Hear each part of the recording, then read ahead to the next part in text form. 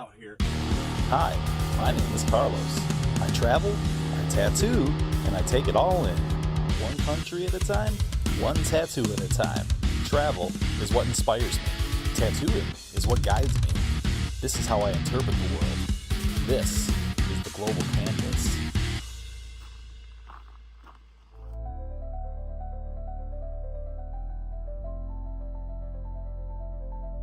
It would help if I unmuted my mic. Hello, everybody.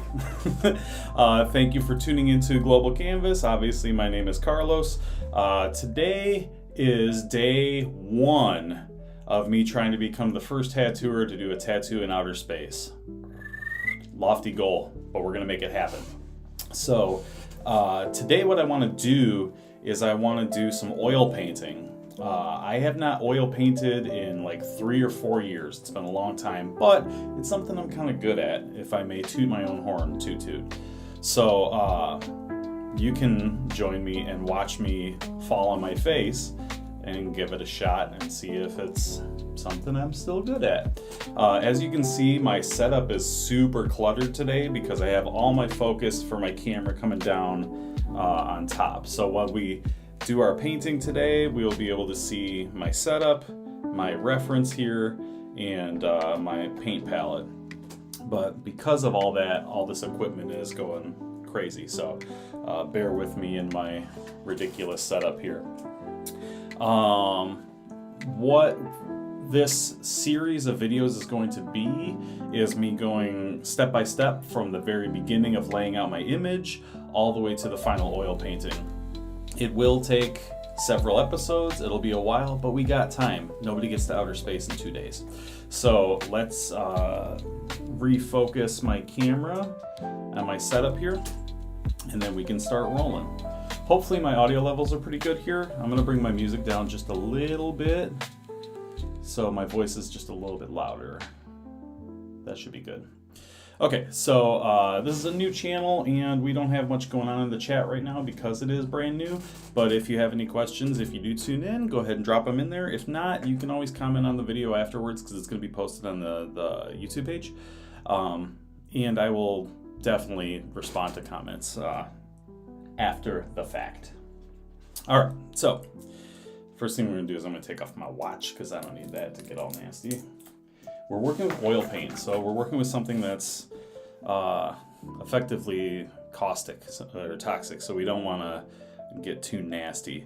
So you can see I got a bunch of lines here, right? This confuses a lot of people as far as like what the heck is going on here, but I'll explain step by step what I did. It takes a little bit of time to sketch it out, so I wanted to do it in advance before starting our live stream so that we didn't have to spend 25 minutes going over the shape of a rectangle. But what this is it's called the armature of the rectangle. This was figured out. Quick warning, advisory, PSA, quick PSA. I am an art history major dropout. So if I say anything that's wrong, feel free to correct me in the comments. I'll do a touch up later and we'll fix it. But having said that, little disclaimer. So this is called the armature of the rectangle. It was figured out by Pythagoras, the same person that figured out that if you were to segment a chord on a guitar, you can get different notes. Figured out that if you could segment a rectangle, you can get different harmonies to build your painting.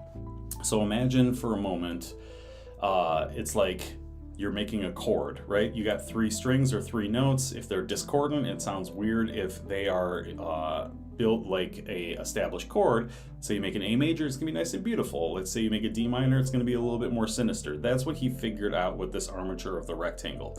So what we do is we draw a line from each corner to each corner, then we draw one from the dead center up and dead center over, and then all we do is connect all the points to each other. So if I started with this line and I went to this corner here, well, now that I have my middle point here, I'll also draw one to there.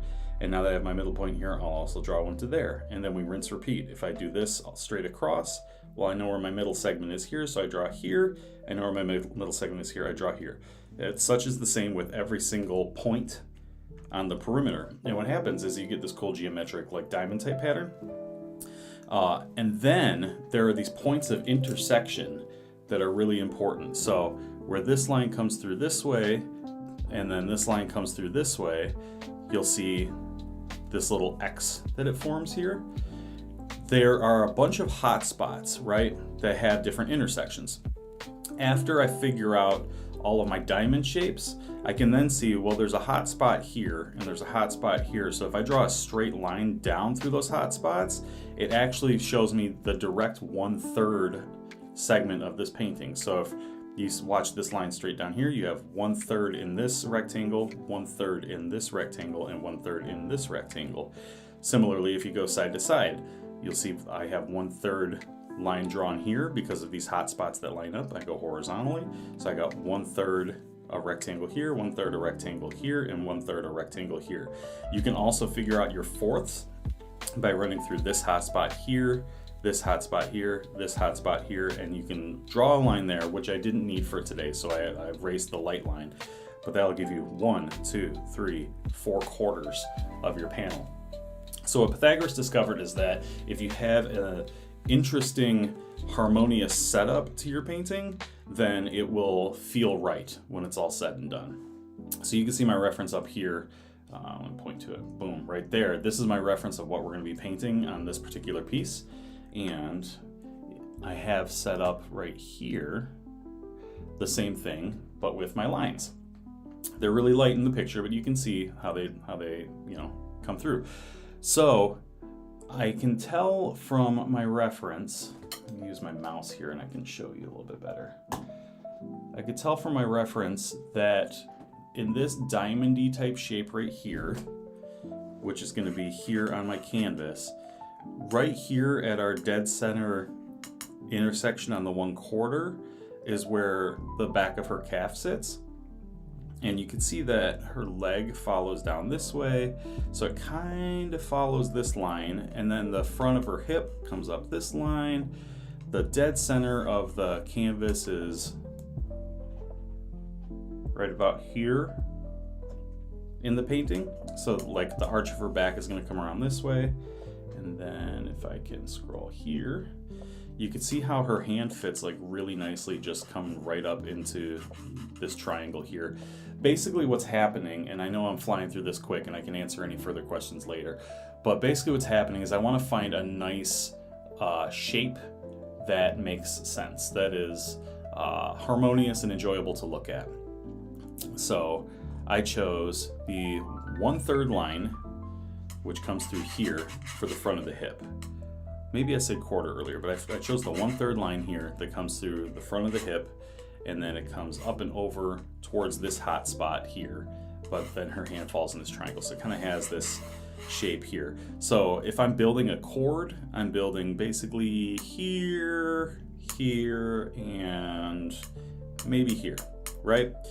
Think of it like in an isosceles setup. So I have one hot spot at the 1/3, 1/3, one hot spot at the 1/3, 1/3, and then hot spot at 1/3, 1/4. So makes a little bit of sense. 3/4, waltz, ballerina, you do the math. I don't know. This image I created on Midjourney AI, so the tattoos look stupid. I'm going to change all of those when it comes to that point of painting the figure.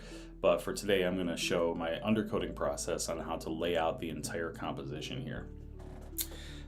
Like I've said, it's been many years since I've painted, but it's kind of like riding a bike. I think if you do it once, you can do it again, but we're going to find out as a team. So let's see what's up.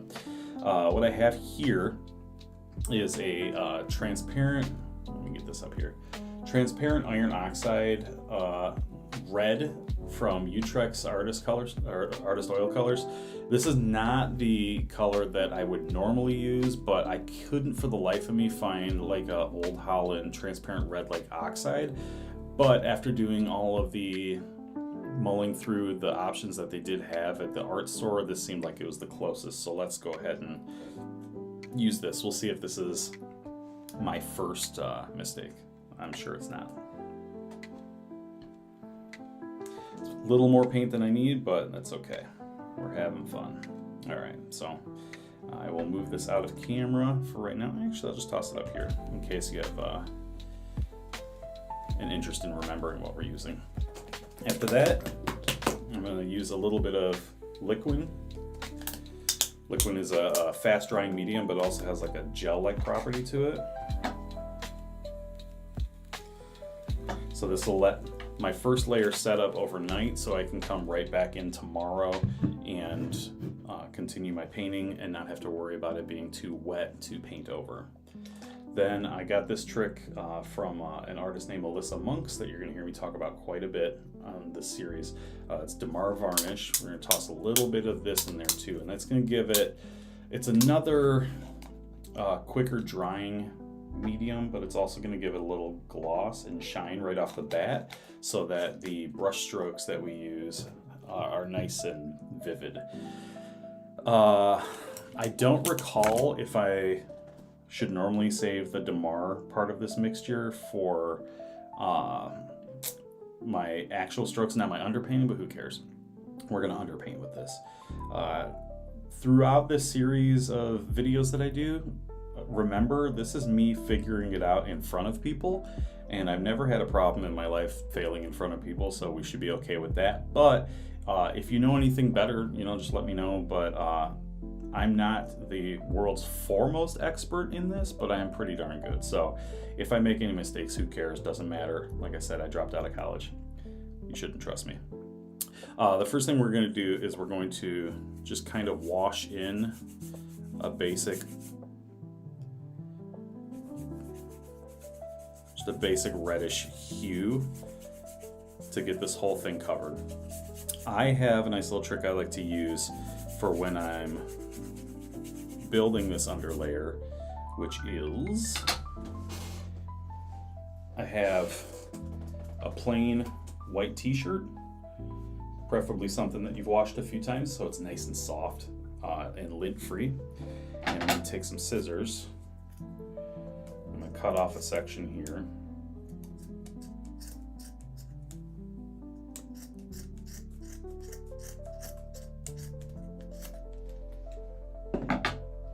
Something that's lint free. I saw a whole bunch of little fuzzies flying off. So now I have just the sleeve cut off here, and I can take this with my hand and kind of mop in a quick pass of this color here. So I will go ahead and pick up some more, just kind of plop it down.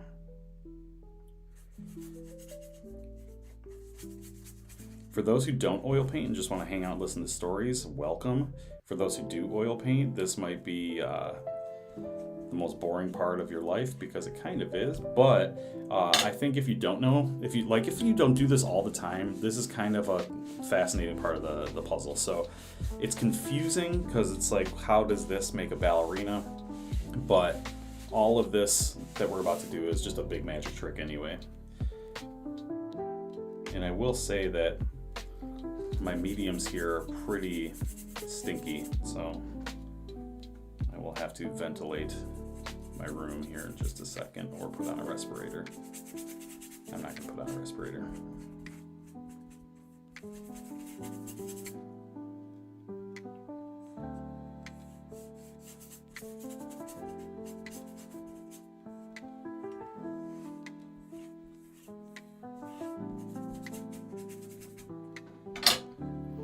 Alright, let me buff all this in so we just have a quick undertone here. Alright, so now I've toned the panel.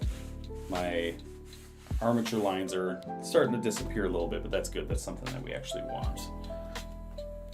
Okay, so we can see some of these lines here, and we could see in the reference some of those lines as well. All I'm trying to do right now is to very loosely, without really caring too much, just figure out some shapes and block in some stuffs. So to make sure that that's there, and we'll put that little dot there, and it looks like it comes up here somewhat. This is used for a couple different things. The armature of the rectangle is really used for compositional effects, but also it gives me quick landmarks if I need to transfer an image. There's a million different ways to transfer an image. For this, I want it to be an incredibly hyper-realistic painting when it's all said and done.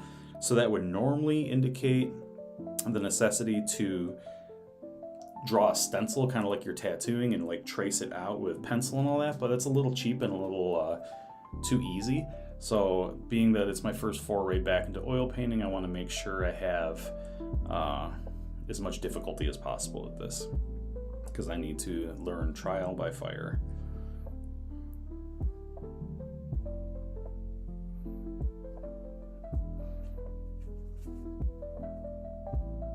So all I did here with these little dash marks is just kind of outline where the alleyway shapes come to be.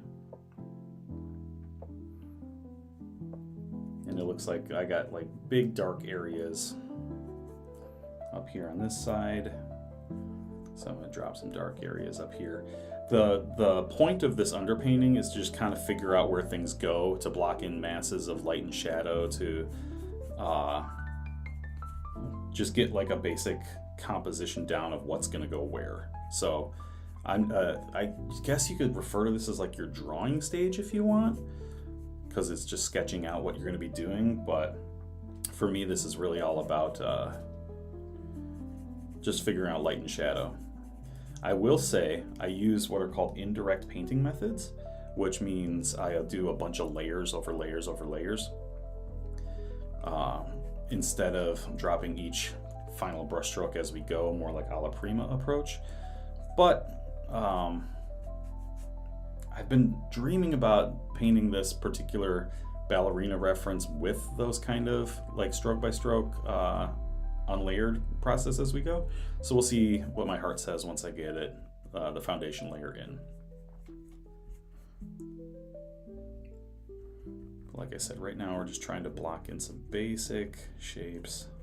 For those that don't know, I started painting when I was 19, and let's see where this little foot shape is, if that's where her leg is. And it kind of comes down there. I started painting when I was 19, and people are always like, oh no, you gotta be born with it. That is absolutely 100% not the case for me. This is something I picked up later in life.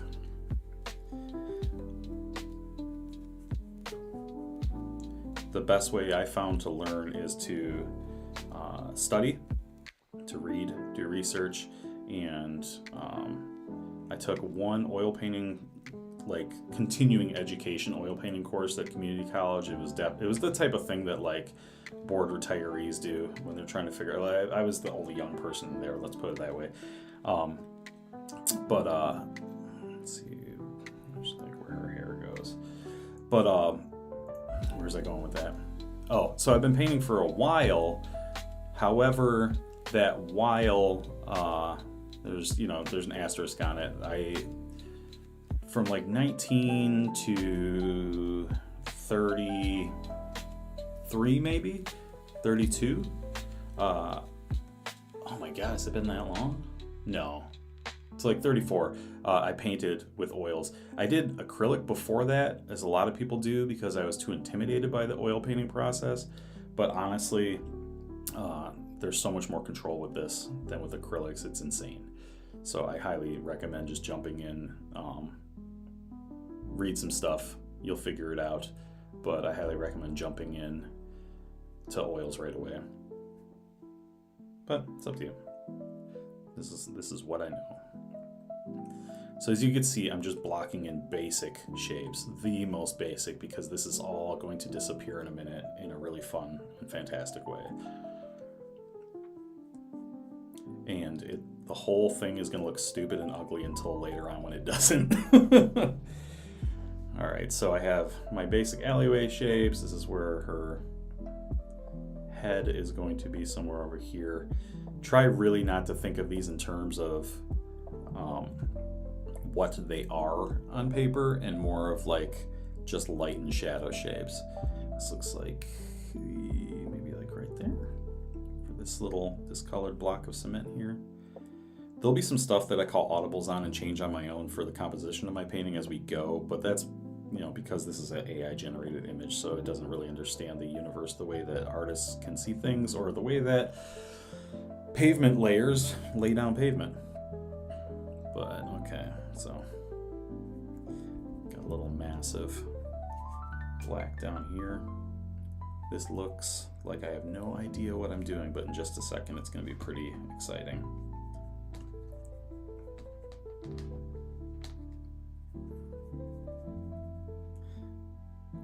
I was doing a tattoo convention years ago and painting a painting of a skull in darkness. They had like some lace draped over its head with a bunch of cool little cast shadows from the holes in the lace. And a colleague of mine came up to say what's up. He's like, "Oh my god, dude, that looks amazing." And it was just like this phase. Well, the end of what this phase is. And I was like, dude, this is nothing, just wait. And I tried to explain it in that sense, and I sounded like a dick. So I've since learned, let people give you a compliment and you can just move on from there. Accept it. I typically don't accept compliments. I'm not that type of dude.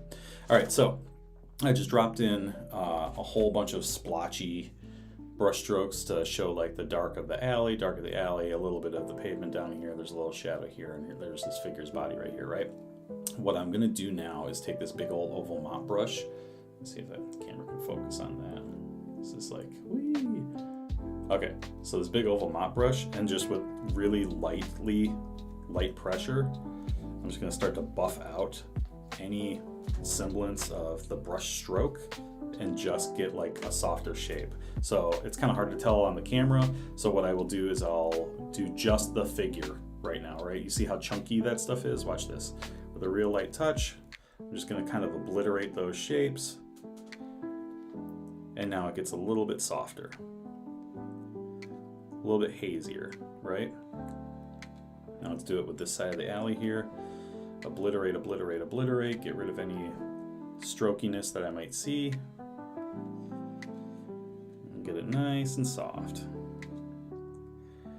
There's all sorts of technical tricks that go into the magic trick of creating oil painting, but this underpainting is a really important part of that process. So light, when it hits a surface like a canvas or a piece of panel like what I'm working on what's called gesso board right now. I chose this panel because it's easier to set up with my camera setup.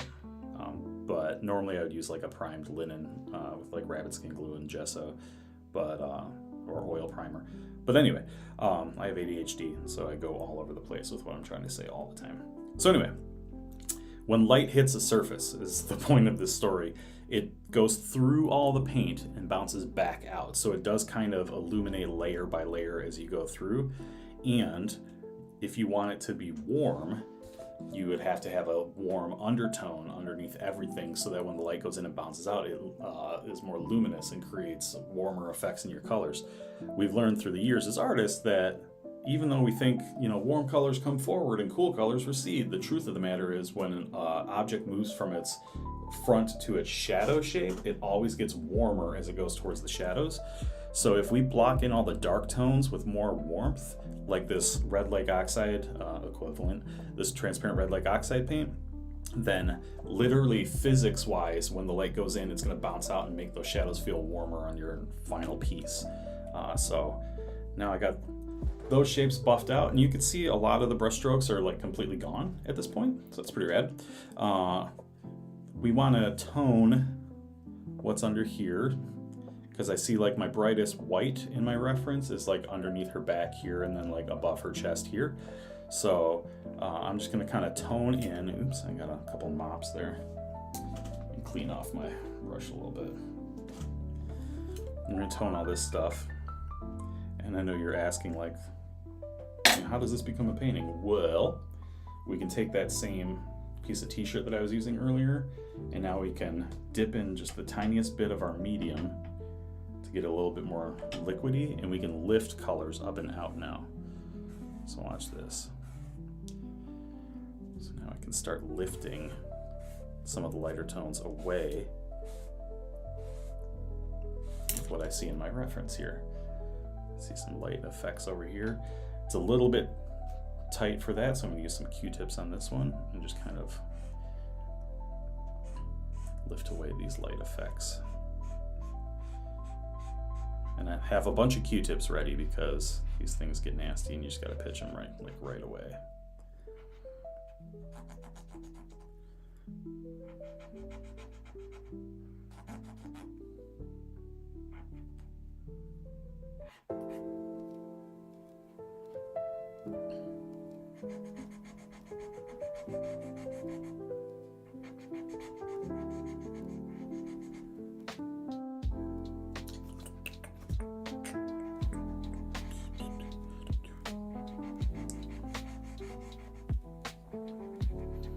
If you're curious why I would use Midjourney for something like a reference on a painting I'm going to put 100 hours into, the truth is because I don't know any ballerinas that hang out in alleyways that are heavily tattooed.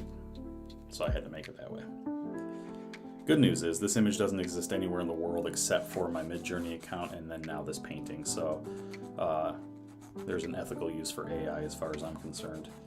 And the most ethical part about it is I didn't have to ask a ballerina or a model to take a day off of their life to come do a reference photo for me.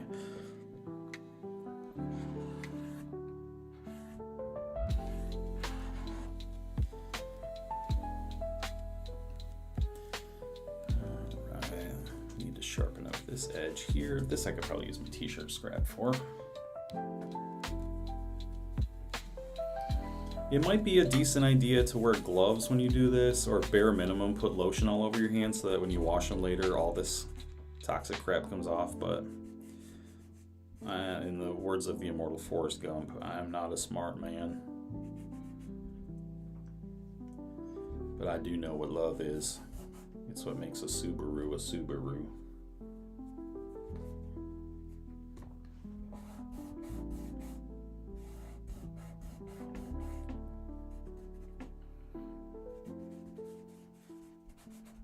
Let's buff out these shapes here.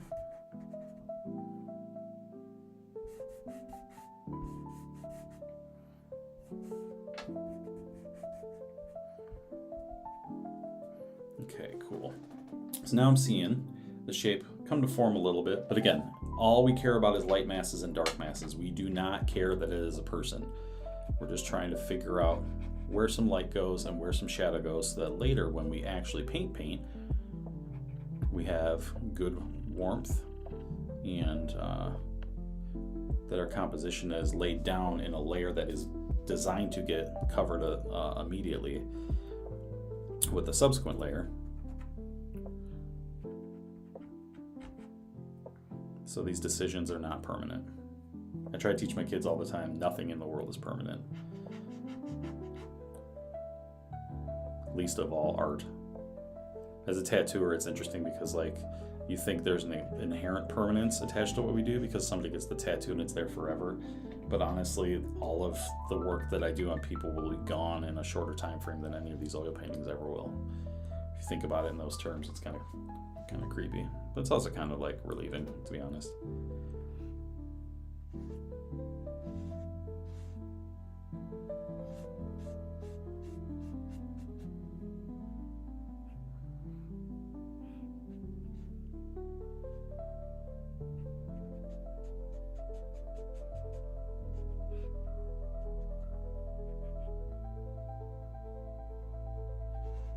So you can see I'm starting to buff out some of the shapes that are in the upper wall of these alleyways. I'm just thinking of them in my head when I look at like, ooh, what do I need to do here? It's just triangles, lines, cones, spheres.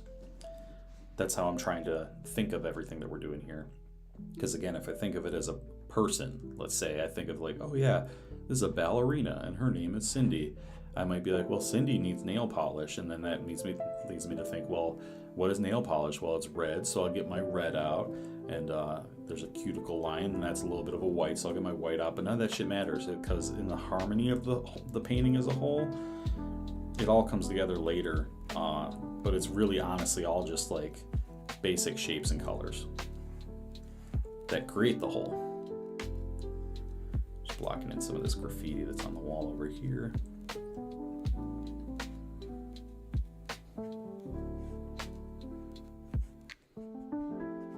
Because this is all out of focus, it's going to be really enjoyable later when we do the background layer of this thing to see this all like blur out.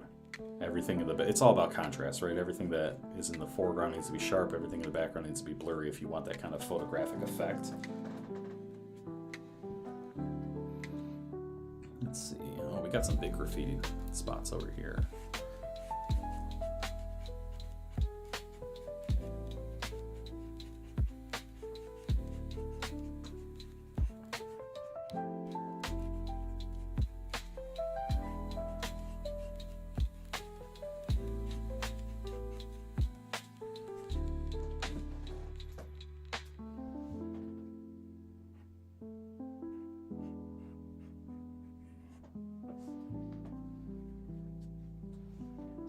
This is ridiculous. I can already start to see some of this coming into focus.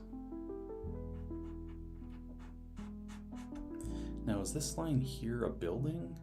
So if this here is the center light, then this is a little bit of the shadowy light there. So this is more street, which makes this more building. So I'm gonna buff out just a little further in that direction. In translating the photograph, we're gonna learn that there are going to be departures from this reference. Absolutely. There are going to be things that if you overlaid the original picture onto the painting, that they won't match up at all, but we're making a painting. We're not trying to make a photograph. So it needs to have some human element in it. You can't just translate the photograph one for one, or else it's gonna look kind of, well, there's two things. One, there'll be too much uncanny valley going on because you will not hit the hyper. If you look at hyperrealism artists, even some of the best in the world, people I've seen, colleagues, pieces I've seen in person, there is always an element of uncanny valley to it. Or the stuff that's more believable always has a looser feel to it, and when you get up close, always feels more abstract. That's just how it works. I'm sorry to shatter the dreams of people that think they're going to recreate a photograph one for one. But if you did somehow manage to do that, it's going to be kind of boring, because at that point it's just like, what, a Xerox? You're like literally just look, oh, okay, cool, there's a picture. All right, moving on with my day. You know what I mean? Okay, so now you can see I got some basic shapes in the graffiti over here. I got some of these shapes here blocked in. I lifted a little bit of light where her hand was here, and then let the arm come down, lifted a little bit of light where the face is here, and then got that body. I lifted some shapes back here. But now we're gonna go back with this mop brush. And honestly, if I was more prepared, I'd have an even fatter mop brush than this. And we're just going to, again, smooth out and obliterate all these shapes. All that stuff we took time to put in there, we are going to go ahead and get rid of by blurring them out. Real light pressure. As Bob Ross would say, 2 hairs and some air. And the effect on camera is going to be way more evident over here, but I'm going to work my way over that way.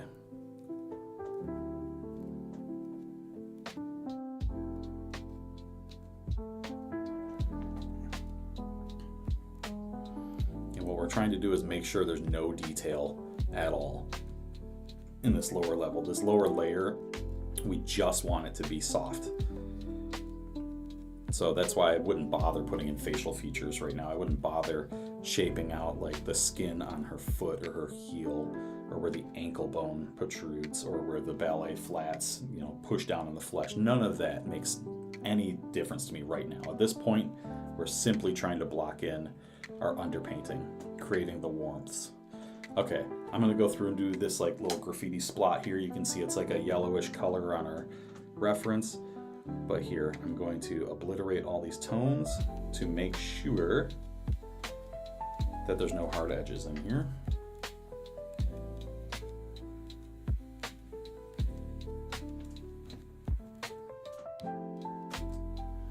And I'm using like some cross-hatching techniques, left to right, up to down, to make sure I get everything as smooth as possible. But I'm also kind of pushing my left to rights in the angle of the perspective moving backwards, because that'll give me just the tiniest bit more effect when the light's bouncing through, of making it feel like there's motion going back that way.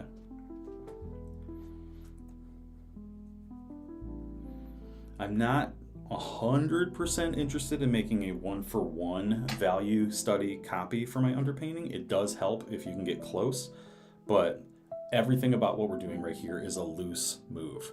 So like I don't have much interest at all in focus. Sharp focus comes later, and honestly, in sharp focus realism, sharp focus comes last. All right, so I blew out all those lines, so now let's come back in and do a little bit more lifting to make the brighter spots brighter. I'm gonna turn off my warm light really quick just to see if that helps. Yeah, let's do that. It's a little bit better. As far as my setup goes, I just have some basic brushes from Utrecht, some rounds, one filbert, flat, and let me show you those really quick. just real basic brushes, a couple small rounds because those will come in handy later. Right now I'm just using this big old filbert brush and then this mop brush here. I put a piece of cardboard down on my desk because I don't want to disturb the wood grain with, you know, nasty oil paint. But yeah, so I'm going to lift some of these tones out to try to make it brighter. Because again, all we're doing is working on light and dark masses right now. And I'm just using a little piece of a ripped t-shirt to do this part. In the past, I've done huge paintings, you know, normally minimum 4 feet wide. But one, that doesn't really translate to YouTube tutorials, but also two, it takes so long and I'm tired of making big paintings. I want to push my realism on a smaller scale, and through tattooing I've really learned how to do that to begin with. But for me, I want to, on panel now, or on surface oil, however you want to phrase it, I want to learn how to push my realism. Redirect some light there. Just turn my lamp to make this a little bit brighter. Come back in with some more Q-tips. Lift out some more of these shines here. It's like a wet wall in this alleyway, so we need a lot more reflections.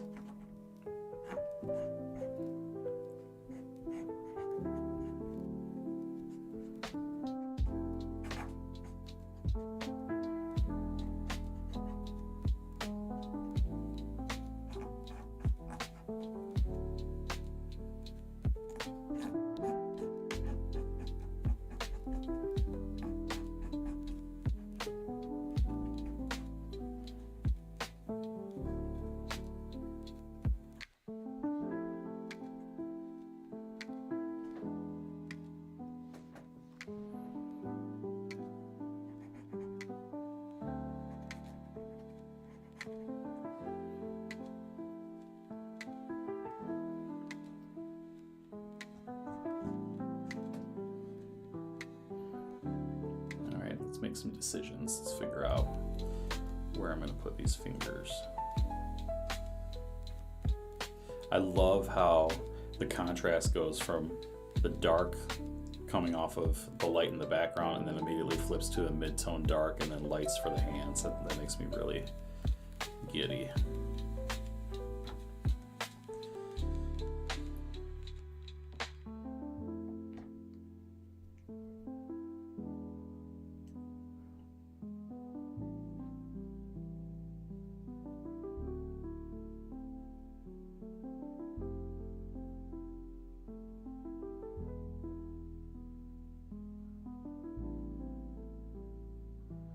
Come back in with some more darks here, reestablish where this hair falls. There's like a little ball sphere shape down here.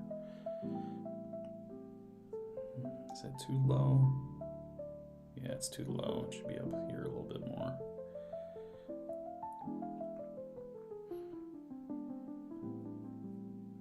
Pull it back this way. I want the hair to go a little bit longer than in the reference because it kind of like chunks off in like a flat pattern, but I'd like to see it kind of taper off. So let's drop that like that. Let's come back up here to like where the boobs are and then moving backwards into the trainer top, sports bra. I don't know what the fuck female clothing's called.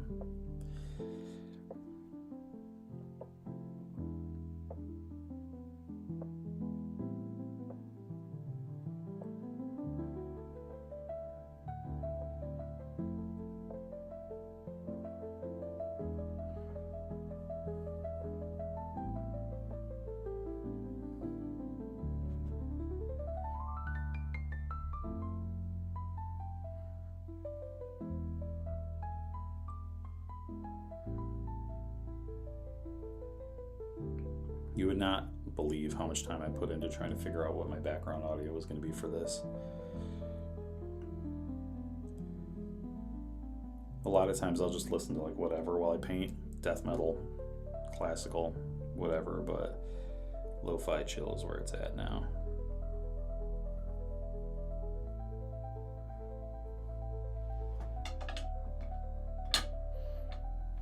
so now it looks like I can come up into that arch in the back shape there.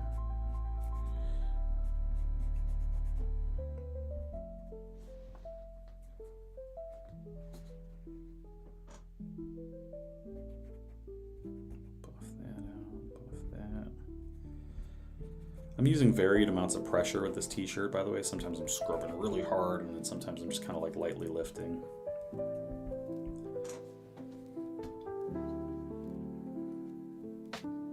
With indirect painting methods, again, to reiterate, direct painting would be like put a stroke in, done, put a stroke in, done, put a stroke in, done, but indirect is a lot of layering. You would not believe the amount of guess, check, erase, paint that goes into this. It's like artists using it's like charcoal artists using their eraser. It is just as much a tool as the actual pencils.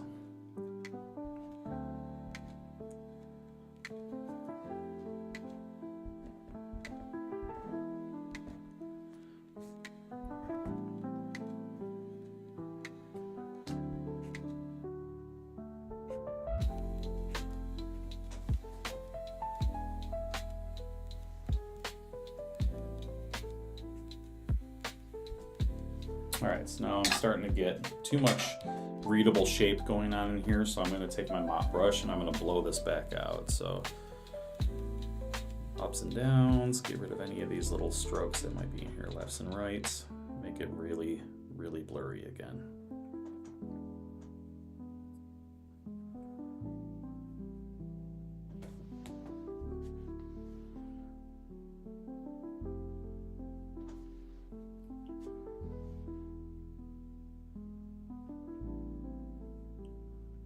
I honestly don't know how long this part of the painting process takes.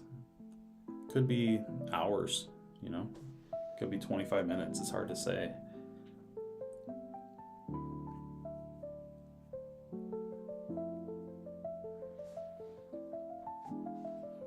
Alright, now some of those more recognizable shapes are starting to disappear. That makes me happy. But now it's all blurred again, so we're going to go in and we're going to cut up and reshape some more stuff. Let's push the arch of the back up there a little bit.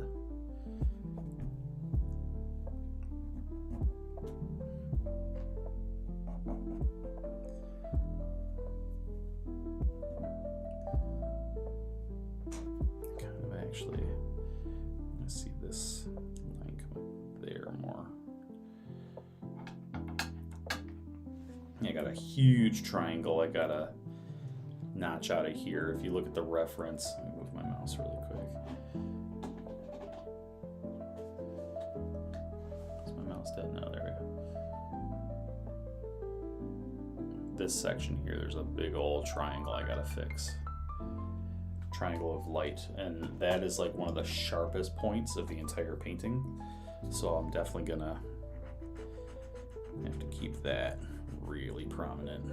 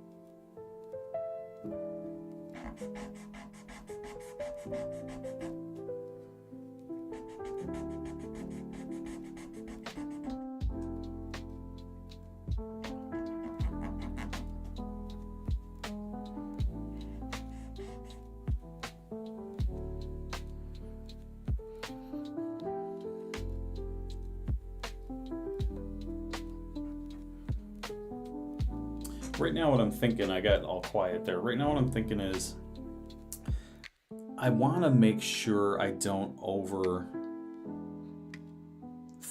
the underpainting, but I do need some real important decisions to come to fruition in this part. Like, straight up drawing of the figure has to be believable proportions at this stage. So my general rule for blocking in or underpainting something is to give as little of a shit about it as possible and just like move my brush and let my intuition take over. Having been out of the game for a number of years, it's a little harder to just let my intuition take over right now because I'm, relearning how to ride the bike, so to speak. But I do need to focus a little bit more. But this is a pretty important part of what we're going to be doing here, is getting this underpainting size-wise, drawing-wise, proportionally accurate.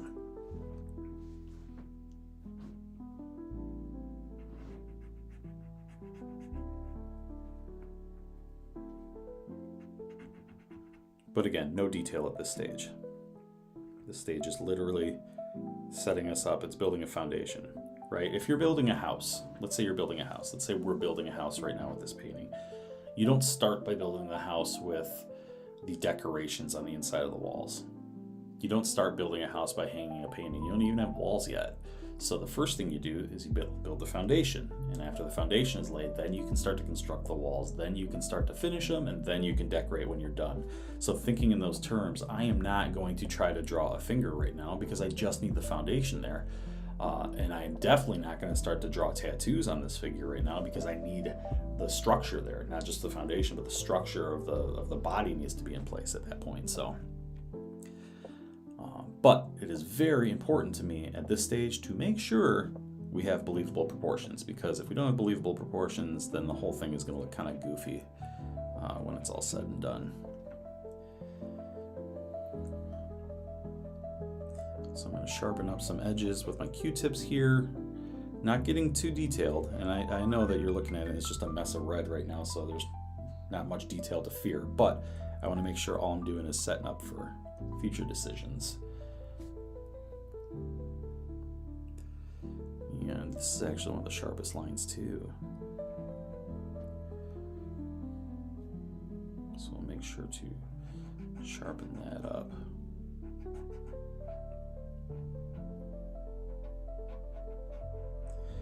As a tattooer, one of the most satisfying parts of this whole painting is going to be adding her tattoos. It's unfortunate I have to wait until later, but I will be a patient boy and do the thing.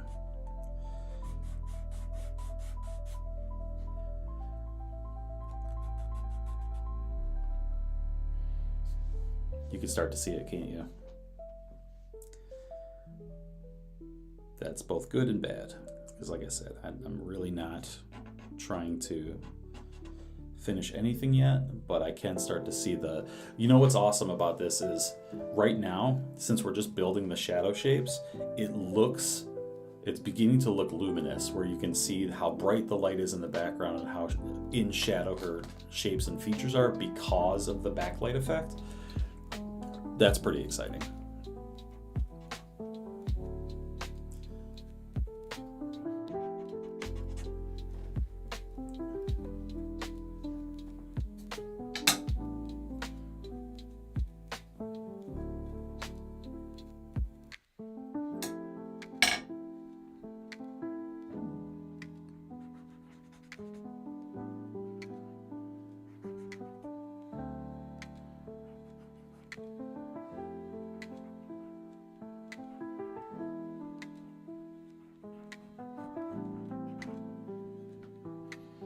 Another major reason why I chose, or why I've been wanting to do an image like this, is because almost my entire painting career, I worked on self-portraits as part of a, what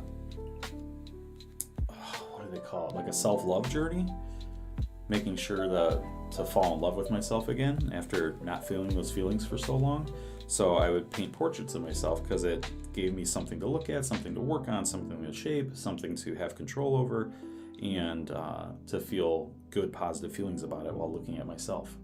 A little hokey, but it is just what it is. It is the truth of who I am. So I did that for so many years, but I don't really need that anymore because I figured out myself and I love myself. So I need to branch away from that as a starting reason for doing a painting. So I want to really focus on something that has nothing to do with me as a person or personally, and is simply just narratively something I'm interested in. So the idea of this character, the narrative behind it, is of just rehearsing, practicing in an alleyway. Perhaps it's the alley behind the theater that she's about to dance in. Perhaps it's just an alley that is near her house, who's to say. Definitely looks like a big city. It could be like an Ann Arbor or even like a New York City. But I like the idea of the drive, the practice, and of course, as always with Carlos, the ability to fail in front of people and not care too much about it. That's been a constant for me. Because as artists, we think we can do everything, and that's not the case. And that's more like the flaw of an artist, but also the thing that makes you go down this path to begin with, you know? So it's a double-edged sword.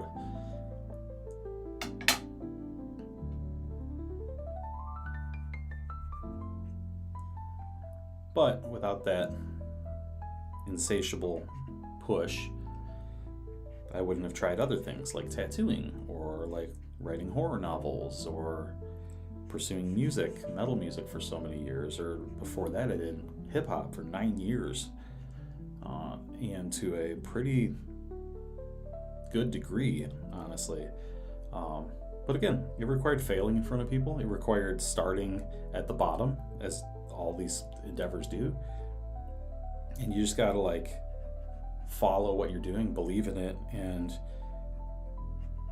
ignore that part of your head. It's telling you the truth, but ignore the part of your head that says, oh, you're not doing really good at this. Who cares? You'll do good later. You got to build the foundation. Nobody wakes up, picks up a guitar, and then starts shredding like the kid from Polyphia. You know what I mean? Like, you just work, and you work, and you work, and you work. But if you're too afraid to start working, nobody, you know, what will they think? Who cares what they think? You'll get there. We don't have time to sit around and worry about what if.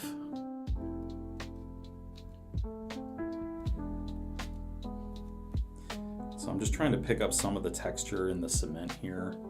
Not much, because of course we don't want detail at this phase, but once I pick up a little bit of this texture, I'll blow it out with my mop brush.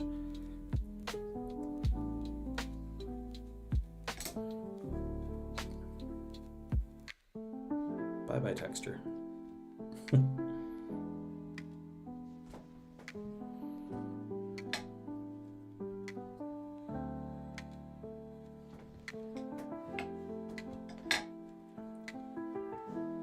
I'm feeling pretty good so far. What do you guys think? It's going all right? I really feel like the graffiti and the perspective of this is going to be very exciting.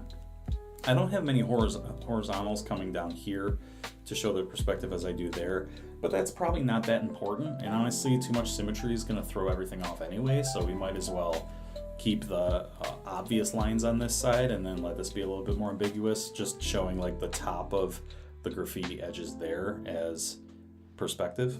And then clearly we have this incredibly sharply defined line here. What I want to do though is this has a little bit of an arc to it, and this is a little bit straighter, and I think in my reference I need to make this one straighter. This feels okay. There's like a couple of spots here that I might want to clean up, sharpen that, but this feels pretty all right here. There's another little light mass peeking right there that I missed.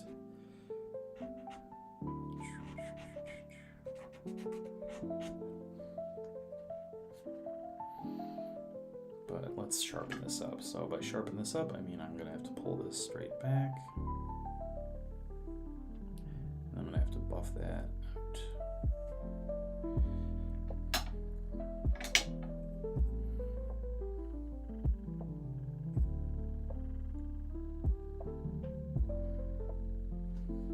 Yeah, that's better.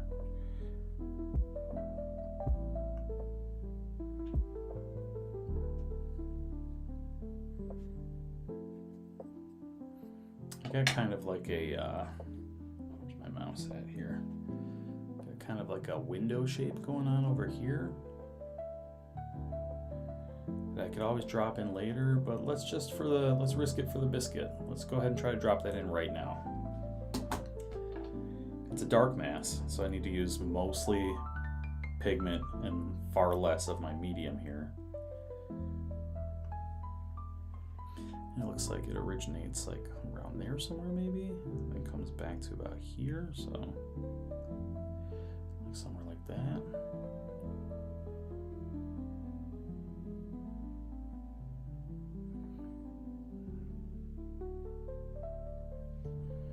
I'm going to bring in a smaller bright brush here so I can sharpen that edge a little bit.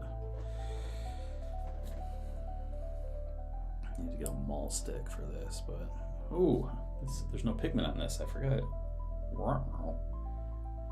Oh man, I should have, before I loaded that up, let me see if I can get this off. So this is a brush that didn't have anything on it, and I went to pull down that dark mass, and it was just like, what? It was like removing it. So what I'll do is I'll put on the dark mass, and I'll remove around it.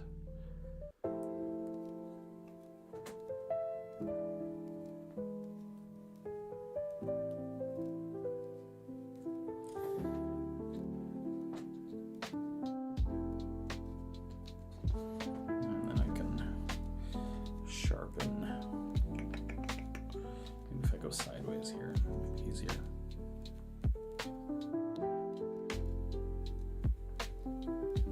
I feel like I'm caring too much. It's something I'm not supposed to do at this stage. So once I get this in, I'm gonna obliterate the hell out of it, just because I'm not supposed to care yet. This is more just figuring out shapes.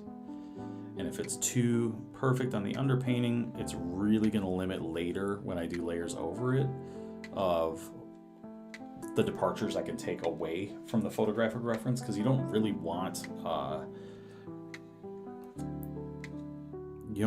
to be dictated or pushed around by the photo, so to speak. You want to have a lot of freedom to move. So, and if this little window shape or this doorway or whatever this is going to become, if I wanted this to be longer, shorter, whatever, it's going to be a lot easier to make that choice later if it's not plugged in on my lower layer. So let me just kind of bust that and get that out of there.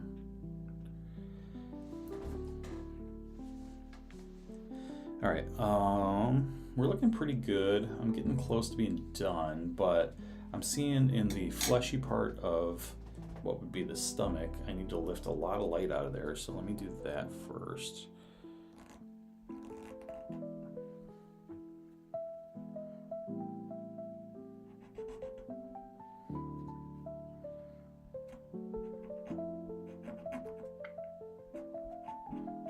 We're definitely not,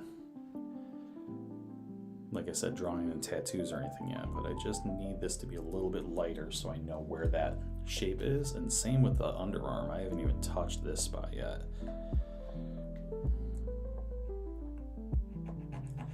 Any art teacher that might be watching right now is cringing at how many phrases I'm using to describe the actual physical characteristics of this. Like, no, it's just shapes. Stop saying arm. Because again, if you think about it as an arm, you'd be like, well, where does the shoulder go? Where does this connect? The head bone connects to what? Like, it's you get too literal about it, you're going to lose all of that sense of abstract ambiguity that you need to make the right decisions. Because if you overthink stuff, it just doesn't work.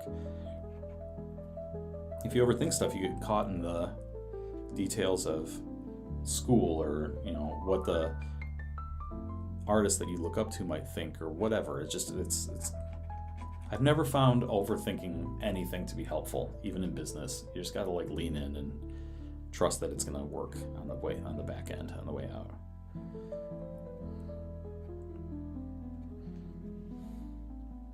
Pick up a lot of this here,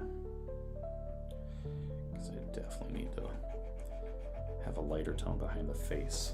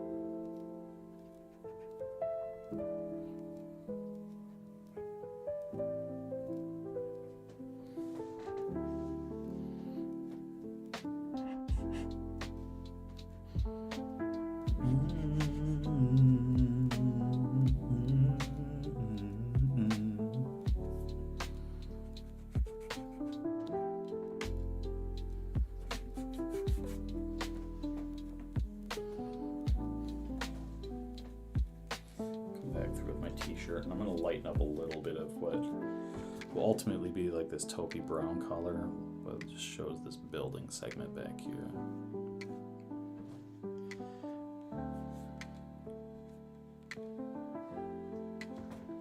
And now that defined that edge way more than I'd want it to be, and I don't want that to mess with my overpainting, I'm going to blow it out on the underpainting. So I'm going to come back in with this mop brush, try to remove any sharpness that brush stroke created.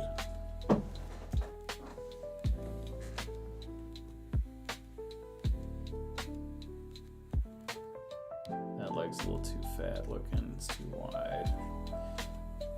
Like most of this painting, the perspective feels great to me, but that leg's a little too wide and stumpy. So I'm gonna bring that in. I'm gonna cut that in.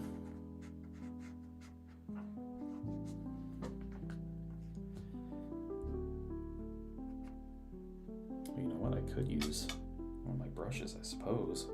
Like a more clean one. Give me a better sense of removing. Yeah.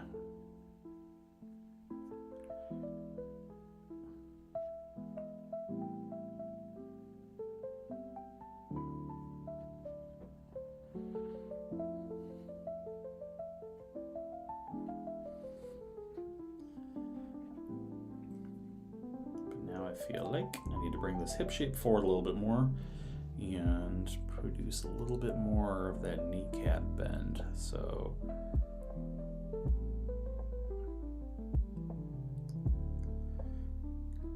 because this girl has been working out for so long, she's been building her physique for dance her whole life. Can't have her not have any muscle definition because of that. Gotta make sure she's chiseled, ready for the theater.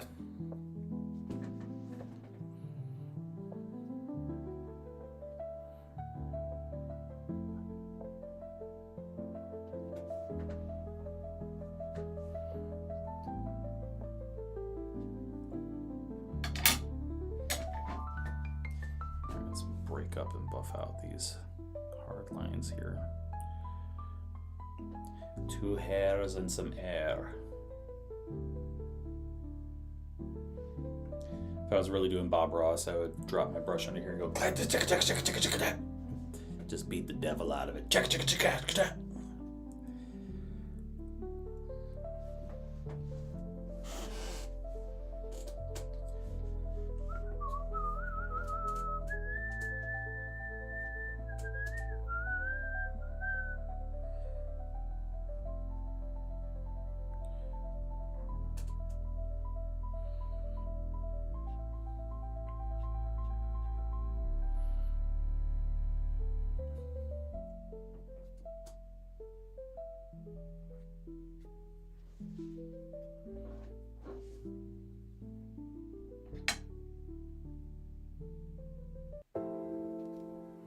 This triangle is like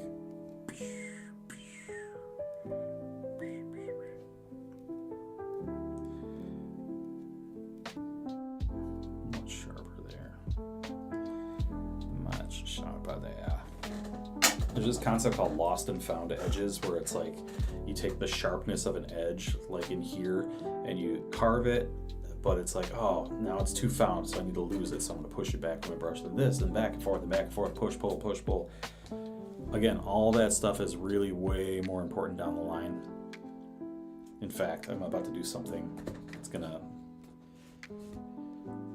blow your mind, bro. I'm going to take this mop brush and I'm just going to obliterate everything. Gone. Who cares? Anything that's left, you're going to disappear. I don't even know if this is translated on camera, to be honest, but like, it's pretty confronting when you do this in studio. Because you're like, oh my god, I spent all that time defining and defining and defining.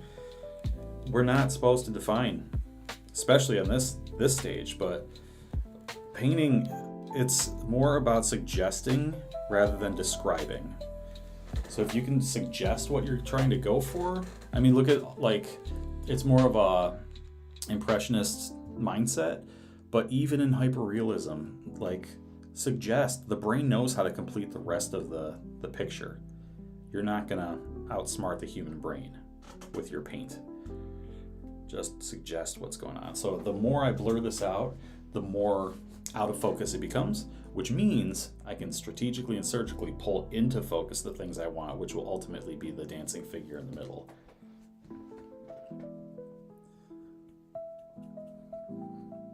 And if I had like a big fat house painting brush, like a 2-inch like flat painting brush, I would just pop, pop, pop, pop, pop, and destroy this even quicker. But because I don't, I just have my little mop brush. This will do.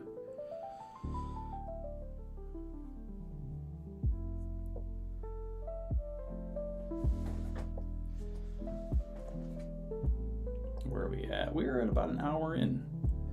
Just a few minutes over an hour, and we have ourselves a nice little underpainting. So when we come back, what we'll do, well, you're gonna let this dry, set up, in artist terms, we're gonna let this set up overnight. When we come back, what we're gonna do is begin blocking in shapes using actual color pigment, and then do the same trick. We're gonna keep obliterating and pushing and pulling and putting things out of focus, bringing things back into focus, and 'tis going to be awesome. Turn my warm light back on here, see if that changes anything for our perception. Yeah, a little bit. Just kind of shiny. Just kind of shiny on camera. I hope you guys had fun. I hope you enjoyed this little tutorial on the underpainting process.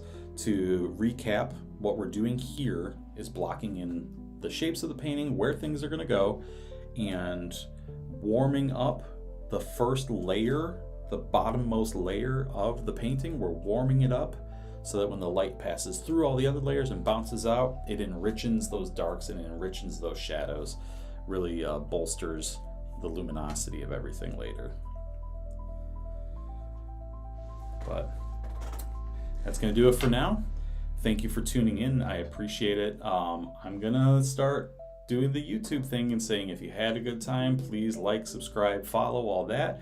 You can follow me over on my Instagram as well. And my Instagram is @SaintCarlos. Here's my follower count right now. Let's get that up. I've always wanted to see it break 5,000. I've never been able to do it before. So let's see if we can make that happen. But keep tuning in. Watch out for live streams. I'm going to try to stream pretty regularly. And if they're not live, then there'll be drops. But we're going to continue this boat going. Like I said at the onset, I want to be the first tattooer to do a tattoo in outer space. It's a lofty goal, and this is day one of that goal. So, jump on ship and let's see if we can get me there. Again, thank you for tuning in, and I will see you guys tomorrow, the next day. Who knows? We'll keep it up, but the next layer, we're going to start playing around with some actual paint. Cool? All right. Take care.